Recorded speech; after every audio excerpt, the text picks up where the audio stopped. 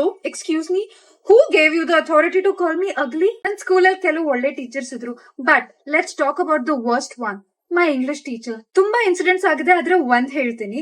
8th standard ಅಲ್ಲಿ ಒಂದ್ ಹುಡುಗಿ ಕ್ಲಾಸ್ ಅಲ್ಲಿ ಎದ್ಬಿಟ್ಟು ನನ್ನ ಮ್ಯಾಮ್ಗೆ ಕೇಳಿದ್ಲು, ma'am, what is the meaning of ಪೆಟೀಟ್?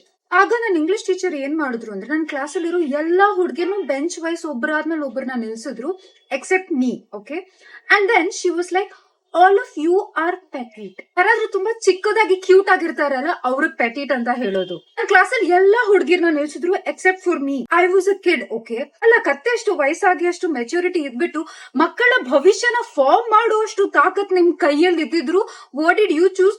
You chose to make a small girl feel insecure. And it work. ಯಾಕಂದ್ರೆ ನಾನು ಮನೆಗೆ ಹೋಗ್ಬಿಟ್ಟು ಅಳ್ತಾ ಇದ್ದೆ. ನಂಗೆ ಇವಾಗ ಇರೋಷ್ಟು ಅರ್ಧ ಮೆಚುರಿಟಿ ಇಟ್ಕೊಂಡೆ, I will never go and make somebody feel ugly. I mean, think about it.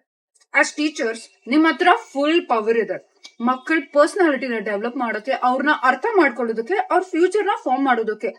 And yet you will choose to make them feel insecure. You will choose to make them feel shitty, like they are worthless, like they mean nothing.